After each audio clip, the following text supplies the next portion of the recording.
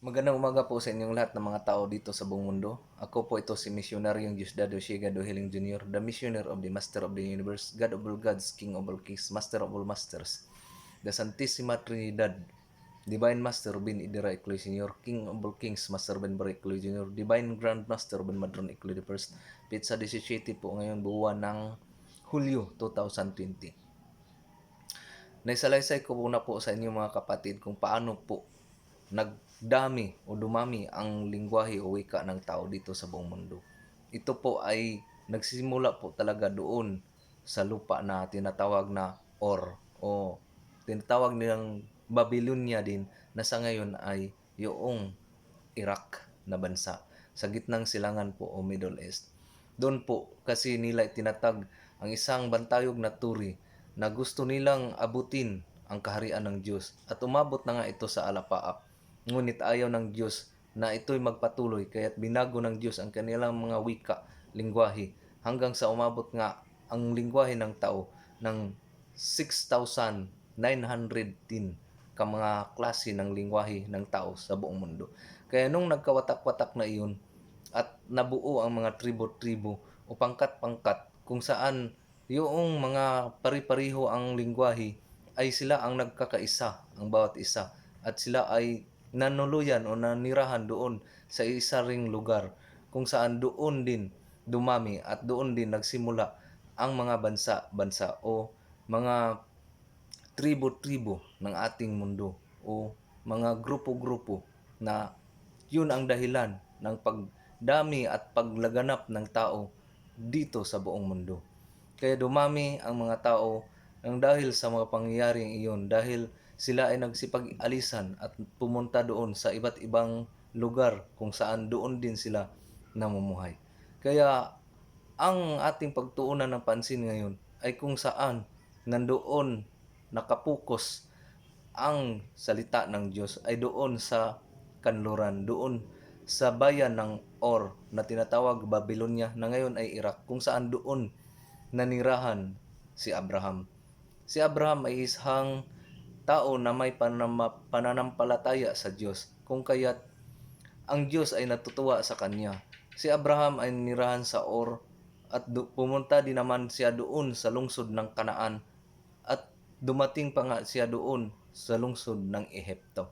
Yung Kanaan naman ay yun yung Israel sa ngayon.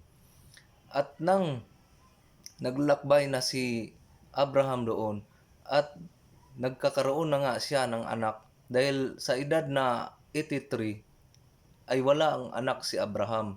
Ang asawa niya ay si Sarah. Wala silang anak at matanda na nga sila hanggang umabot pa nga ang edad niya sa 99 years old at si Sarah naman ay nasa 90 years old ay wala pa rin silang anak. Ngunit sinabihan ng Diyos si Abraham na siya ay magkakaroon talaga ng anak.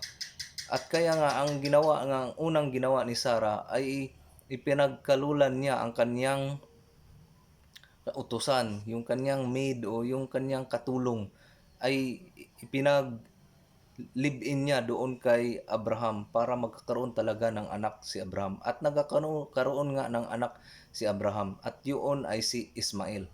Si Ismael po ang anak ni Abraham doon sa kanyang katulong na inano ni Sarah, ibinigay ni Sarah kay Abraham dahil hindi na nga makakaanak si Sarah dahil sa 90 years old na ito.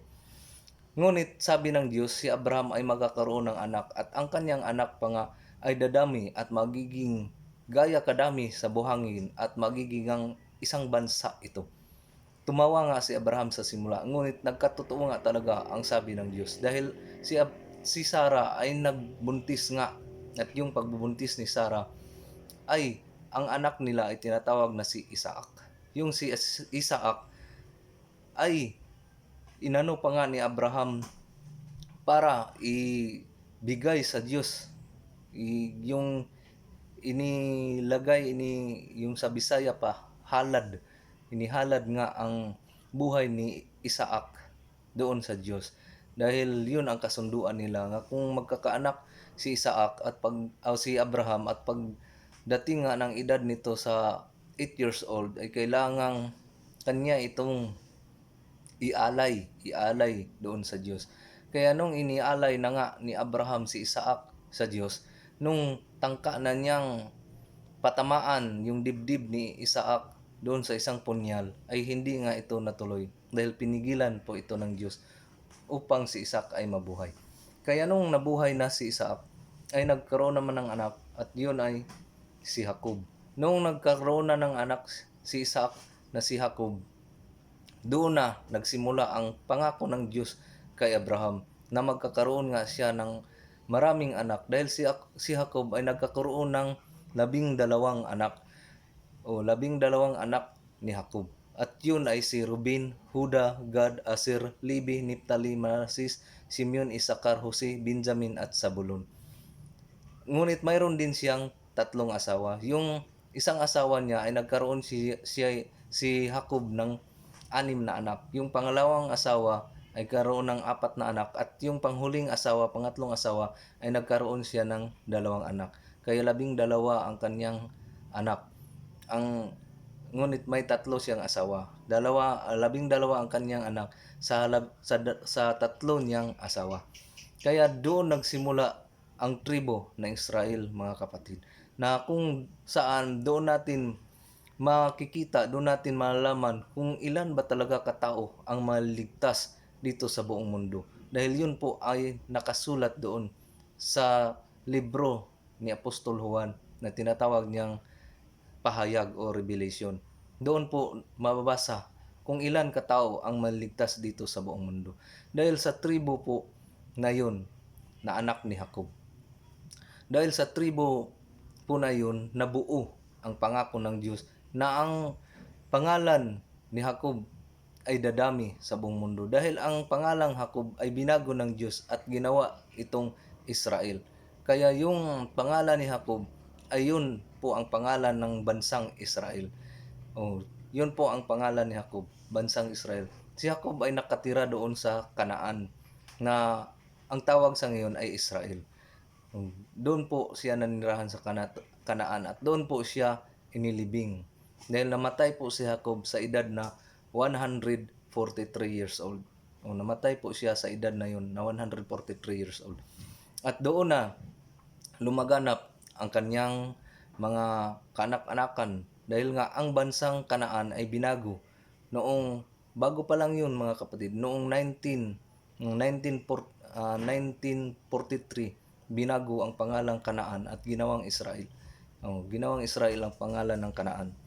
At yun nga, ang pangalan ni Jacob ay nagiging pangalan niyang Israel. Yung Israel ay Jacob po yun, binago ng Diyos ang pangalan niya.